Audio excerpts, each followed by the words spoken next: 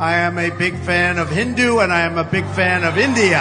Indian and Hindu community will have a true friend in the White House that I can guarantee you that I can tell you. Indian lobby है वो America के अंदर बड़ी penetrate कर गई है और अमेरिकन सिस्टम के अंदर है। फॉर एग्जांपल काश पटेल के नाम से एक ट्रम्प के समझ लें कि बड़े करीबी साथी हैं जिनको CIA चीफ के तौर पे देखा जा रहा है। इस टाइम पूरी दुनिया में जो है ना Trump Trump Trump Modi Modi Modi सिर्फ यही कहा जा रहा है। पूरी दुनिया में सिर्फ इन्हें डिस्कस किया जा रहा है, इन्हीं का ही नाम लिया जा रहा है। हर जगह पे किसी भी न्यूज चैनल पे देखें, किसी भी अखबार पे देखें, ट्रम्प और मोदी नजर आ रहे हैं। पूरी दुनिया है, पूरी दुनिया के लीडर हैं। उसे आंख उजल पहाड़ उछल वाली बात है कि हम अगर उनको खुद ही नहीं मानेंगे और खुद ही उनको, आपको हमारे अच्छे कॉलेज में कोई बात है, लम्स अच्छा कॉलेज है, बहुत सारे अच्छे कॉलेजेस हैं, आप देखते हैं उसमें क्या होता है, उनको आए रोज हम लोग कंट्रोवर्शियल बना रहे होते हैं। क्यों?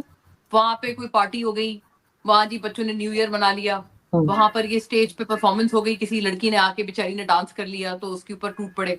प्रोपेगेंडा नहीं है, ये हकीकत है कि वो लोग इस वक्त परेशान है कि अब ये आ गया है तो पता नहीं क्या होगा ना हमारे साथ। दूसरी तरफ चलते हैं, मैं जहां से मैं और आप हैं, आप जहां बैठे हैं, मैं जहां से आया हूं, वहां पे क्या बात है? वहां पे काश पटेल क्यों नहीं पैदा हुए? वहां पे विवेक रामास्वामी कहीं हमारी सेकंड जनरेशन है, थर्ड जनरेशन है, यहाँ पे उनमें पैदा क्यों नहीं हुए? बहुत पहले आपको एक बात बताई थी दोस्तों, कई सालों पहले ट्रंप की फोटो लगा के not my president, Sarojini Nagar के सामने लड़का टहल रहा था चप्पल पहन के। भाई तुझे क्या लेना देना है यार, कोई भी प्रेसिडेंट बने, तुम्हें क्या लेना देना है? लेकिन ऐसा लग रहा है कि भारत के वामपंथियों के छाती पे सांप लौट रहा है। बहुत परेशान है ये लोग।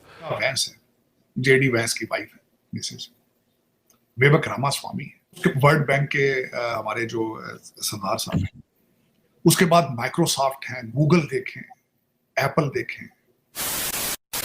नमस्कार दोस्तों, जय हिंद। जैसा कि आपने देखा, यूएसए इलेक्शन में 6 भारतीयों ने इतिहास बना दिया और वो यूएसए सांसद बन गए। इसके साथ ही खबर आई है कि अमेरिका खुफिया एजेंसी CIA उसका अगला चीफ भी एक भारतीय काश पटेल को बनाया जाएगा। ऐसा ही दुनिया भर में बड़े बड़े ऑर्गेनाइजेशन में भारतीय छाए हुए हैं, चाहे वो वर्ल्ड बैंक हो, IMF हो, चाहे वो WHO हो, हर जगह भारतीय बैठे हुए हैं। वही दूसरी तरफ पाकिस्तान 6 भारतीयों को यूएसए का सांसद बनता देख तिलमिला उठा है। खास तौर पे काश पटेल को लेके पाकिस्तान बहुत परेशान है। पाकिस्तान का मानना है कि अगर CIA का चीफ एक भारतीय बन जाता है तो यह हमारे लिए खतरे की घंटी बज सकती है। भारतीय अमेरिकी नेता काश पटेल उन लोगों में शामिल है जिन्हें ट्रम्प का बेहद करीबी माना जाता है। वह ट्रम्प के पिछले कार्यक्रम में रक्षा और खुफिया विभाग के बड़े पदों पर काम कर चुके हैं। इस पद के लिए ट्रम्प की वो पहली पसंद माने जा रहे हैं। उन्हें रिपब्लिकन का एक कट्टर समर्थक माना जाता है। वीडियो शुरू करने से पहले अगर आपने हमारे चैनल को सब्सक्राइब नहीं किया है तो हमारा अनुरोध है आप सब प्लीज सब्सक्राइब कर लें। एजुकेशन सिस्टम को भी सही नहीं कर रहे। एजुकेशन सिस्टम पे भी बहुत से लोग सवाल उठाते हैं, बहुत से लोग कहते हैं पाकिस्तान का एजुकेशन सिस्टम जो है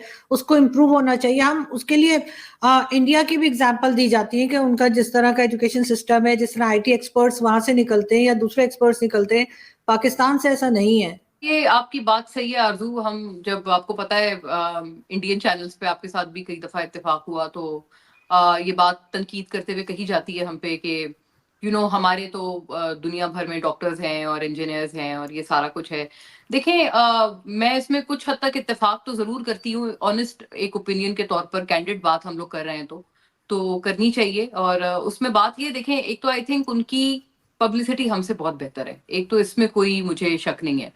और एक और प्रॉब्लम ये है कि हमारे यहाँ ना जो भी आपको पता है अच्छा काम करे उसको कंट्रोवर्शियल बना देते हैं। खैर से जिस बंदे ने अच्छा काम किया उसको इन्होंने कंट्रोवर्शियल बना दिया।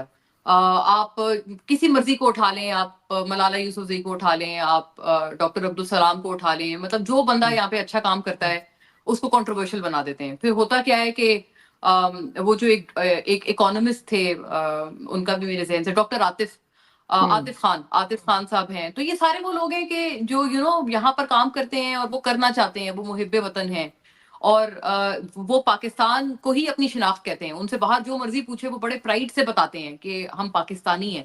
लेकिन पाकिस्तानी अवाम अनफॉर्चुनेटली मतलब barring the likes of us, हम लोगों की अलावा अगर आप बाकी अवाम या उस लेवल पे आप बात करें अवामी सतह पे, तो वो तो कहेंगे हाँ ये कौन है, ये तो नहीं है, ये तो उनका एजेंट है, ये तो फलाने का एजेंट है, ये तो हमारा नहीं है।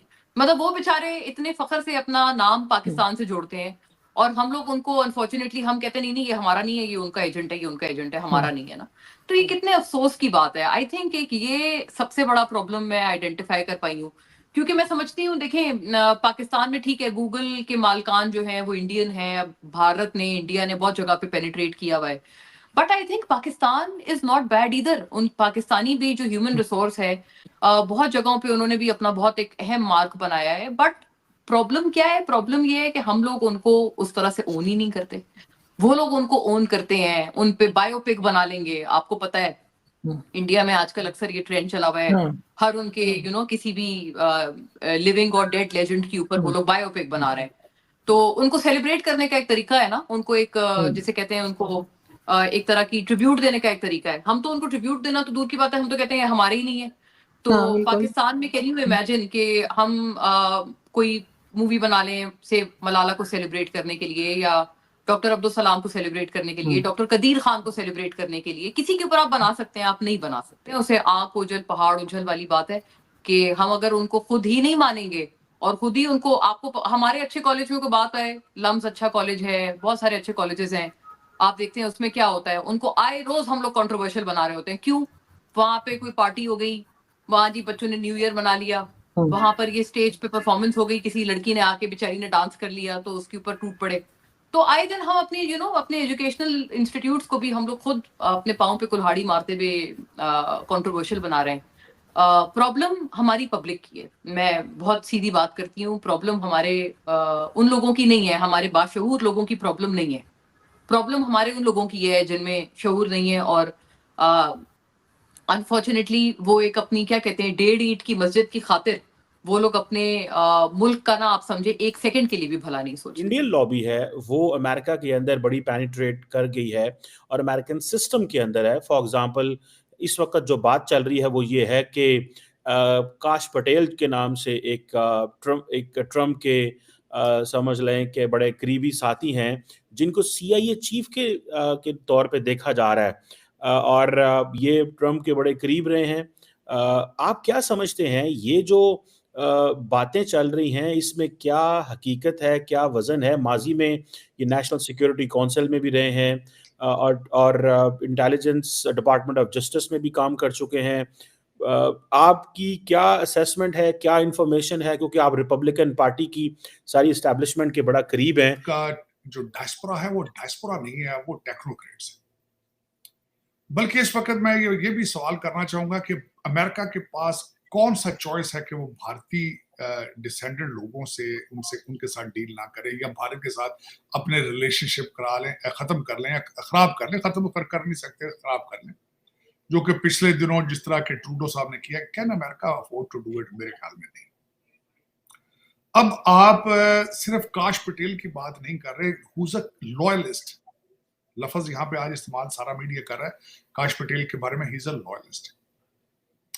चीमा साहब, मैं चंद और लोगों के नाम लेना चाहूंगा। उषा वैंस है, JD वैंस की वाइफ है, मिसेस विवेक रामास्वामी है। आज के हालात में रिपब्लिकन पार्टी के अंदर निक्की हेली है, रिपब्लिकन पार्टी के अंदर ही JD वैंस, हमारे जो लुधियाना के थे बॉबी जिंदल, अब उसके वर्ल्ड बैंक के हमारे जो सरदार साहब हैं, उसके बाद माइक्रोसॉफ्ट हैं, गूगल देखें, एप्पल देखें, ये सारे घेरे आसपास के जो है, ये मुझे बताएं क्या चॉइस है अमेरिकन के पास? क्या do you have any choice? They don't have any choice. अब दूसरी एक बात देखते हैं, टेक्निकल एजुकेशन इस वक्त अगर देखा जाए तो बड़े आईवी लीग स्कूलों में, MIT के अंदर, हार्वर्ड के अंदर देखा जाए तो चाइनीज और इंडियन नजर आते हैं स्टूडेंट। चाइनीज को डिफेंस कॉन्ट्रैक्ट्स नहीं दिए जा सकते due to the rivalry with the China. अब दूसरी तरफ चलते हैं, मैं जहां से मैं और आप हैं, आप जहां बैठे हैं, मैं जहां से आया हूं, वहां पे क्या बात है? वहां पे काश पटेल क्यों नहीं पैदा हुए? वहां पे विवेक रामास्वामी, कहीं यहाँ हमारी सेकंड जनरेशन है, थर्ड जनरेशन है, यहाँ पे उनमें पैदा क्यों नहीं हुए? I'm speechless, I'm ashamed matter of fact। जिन लोगों के साथ हम सदियों से रह रहे थे, वो हमें तकरीबन 100 साल का गैप दे गए, 100 साल का, सिर्फ अपनी तालीम की वजह।